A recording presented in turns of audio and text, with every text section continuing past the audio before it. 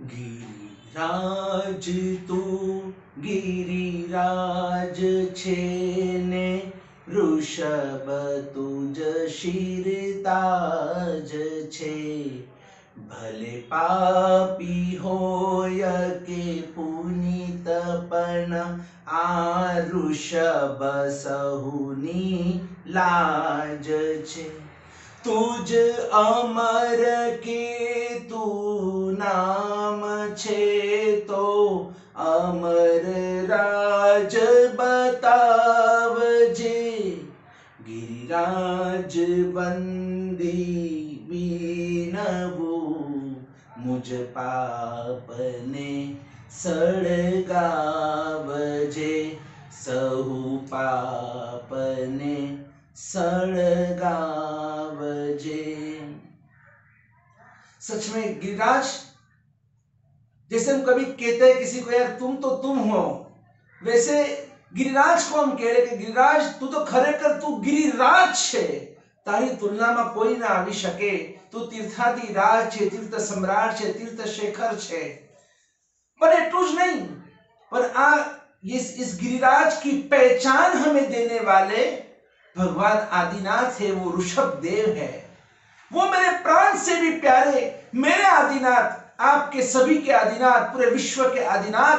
हर कण कण में आदिनाथ का स्वर गूंज रहा है, आदिनाथ का नाम गूंज रहा है। जब भी हम दादा का स्मरण करते, नाम लेते, भक्ति करते, जय जय श्री आदिनाथ, जय जय श्री आदिनाथ के नारे लगाते हैं, पूरा वातावरण महक उठता है। क्योंकि वो ये ऐसे वैसे आदिनाथ दादा नहीं है। अवसरपिनी काल के सबसे प्रथम राजा, प्रथम साधु, प्रथम तीर्थंकर, प्रथम धर्मपति, जिन्होंने धर्म की स्थापना की है, संघपति है, जिन्होंने संघ की स्थापना की है। और ऐसे ये तीर्थपति भगवान आदिनाथ, हमारा कितना पुण्योदय है कि हमको ऐसे दादा आदिनाथ मिले, जिन्होंने इस विश्व को स्त्रियों की 64 कला सिखाई, जिन्होंने इस विश्व को पुरुषों की 72 कला, 72 कलाएं होती है, वो कला सिखाई, जिन्होंने इस विश्व को 100 शिल्प का ज्ञान दिया। अलग अलग विभिन्न प्रकार के शिल्प होते हैं, कुंभार का शिल्प होता है, नापित का शिल्प होता है, लुहार का शिल्प होता है। ऐसे विभिन्न 100 प्रकार के शिल्प जिन्होंने सिखाए। आज भी जो शिल्पकार होते हैं विश्वकर्मा के रूप में, आखिर वो हमारे भगवान आदिनाथ की ही तो पूजा कर रहे हैं। विश्व को कर्म सिखाया, क्या कार्य करना, कैसे करना। और यही भगवान आदिनाथ हमें मिले, हमें धर्म सिखाया, हमें कर्म से कैसे अलिप्त रहना वो सिखाया। और ऐसे परमात्मा जो मरुदेवा नंदन है, नाभि नंदन है, सुनंदा सुमंगला के जो कंठ है, भरतार है, और ऐसे भगवान आदिनाथ के दर्शन, वंदन, स्पर्शन करने के लिए भक्त कहां कहां से आते हैं। ये पूरे विश्व के अंदर जितने भी तीर्थ है, लेकिन शत्रुंजय जैसा कोई तीर्थ नहीं है, तो भगवान आदिनाथ जैसे कोई अरिहंत भी नहीं हुए। आदिनाथ थे ना, और इसीलिए अजितनाथ, इसलिए संभवनाथ, इसीलिए अभिनंदन स्वामी करते करते करते भगवान महावीर तक ये शासन पहुंचा। और वो आज भगवान महावीर का शासन ही चल रहा है, जिसमें हम सब अद्भुत ये आराधना, साधना और तप, जप, स्वाध्याय आदि हम कर रहे हैं। इसलिए उपकार तो सबसे पहले भगवान आदिनाथ का मानना होगा। भगवान महावीर हमारे लिए पिता के स्थान पर है, क्योंकि वो आसन्न उपकारी है। लेकिन हम कभी भी हम भगवान महावीर स्वामी जी के लिए महावीर स्वामी दादा कभी नहीं कहते हैं, लेकिन आदेश्वर भगवान के लिए हम जरूर कहते हैं आदेश्वर दादा। सिर्फ दादा भी बोलो ना तो भी समझ जाते लोग कि आदेश्वर भगवान की बात चल रही है।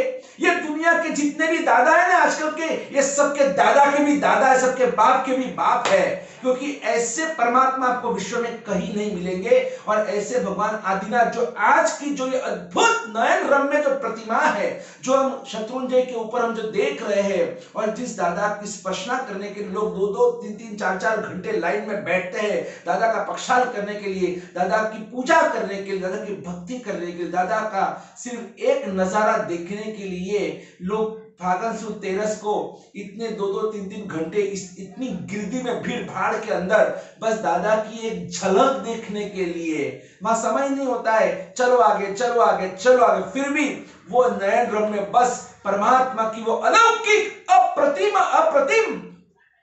और अतुल ऐसे परमात्मा के वो नयन जो है ना, भगवान की आंख, नयनो मही नयनो मिलावी रात दिन जोया करूं ने आपने जोता प्रभु जी पाप मुझे धोया करो। और ऐसे परमात्मा की जब प्रतिष्ठा कर्मा शाह द्वारा, सेठ कर्मा शाह ने दादा की ये प्रतिष्ठा की है, और तब आचार्य भगवान शासन प्रभावक विद्या मंडल सुरेश्वर जी महाराजा हो गए कि जिन्होंने इस दादा की प्रतिष्ठा की है।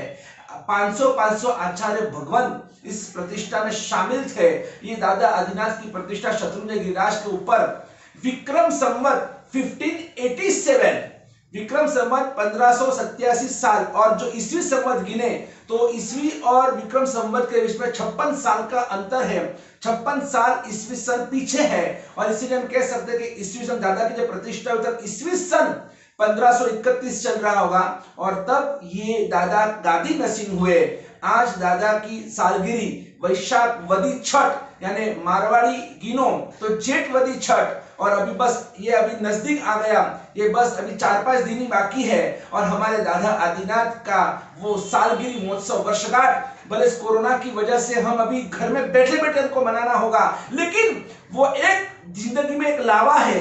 कभी भी दादा की जब भी सालगिरी आएगी ना, वैशाख वद छठ का दिन हमेशा याद रखना, आप जरूर एक बार इतने सारी ध्वजाएं लहराती है, एक साथ में हजारों ध्वजाएं, कहीं ना कहीं तो आपको भी एक ध्वजा, आसपास की कोई भी ध्वजा आपको लहराने के लिए वो लाभ मिल सकता है। लेकिन जब दादा की जब ध्वजा लहराई जाती है और जब हम ऊपर देखते हैं ना, तो ऐसा महसूस होता है कि मेरे ये आदिनाथ दादा की ध्वजा तो ये गगन को छू रही है, ये अंबर यानी कि आकाश को छू रही है, और पूरे तीनों लोक के अंदर बस मेरे दादा गूंजने चाहिए, पूरे ब्रह्मांड के अंदर बस दादा जय जय श्री आदिनाथ, जय जय श्री आदिनाथ का ये एक मंत्र जाप गूंजना चाहिए। और ऐसे दादा की जब प्रतिष्ठा हुई तब कहते चमत्कार हुआ, जब आचार्य विद्या मंडल सुरेश्वर जी महाराजा ने जब वासक्षेप किया, और उसी समय प्रतिष्ठा हुई, और प्रतिष्ठा होते ही 1 नहीं 2 नहीं 3 नहीं 5 नहीं 7 बार आदिनाथ दादा ने श्वास लिया है। श्वास जैसे हम श्वास लेते हैं ना,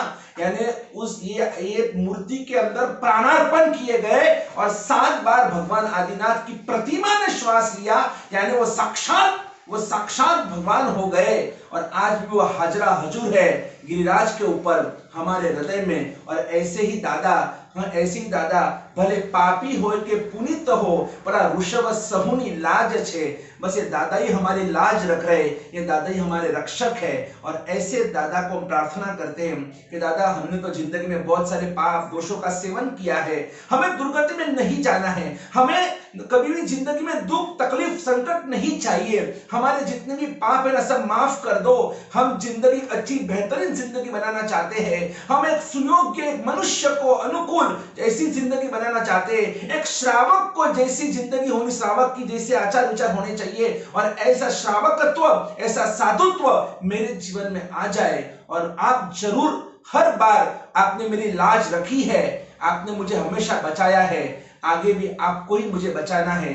आप ही मेरे सब कुछ हो, आप ही मेरे सर्वस्व हो, त्वमेव माता पिता त्वमेव बंधु सखा त्वमेव, आप मेरे लिए मेरी जान हो, आप मेरे लिए मेरी जान हो, आप मेरे लिए मेरा श्वास हो।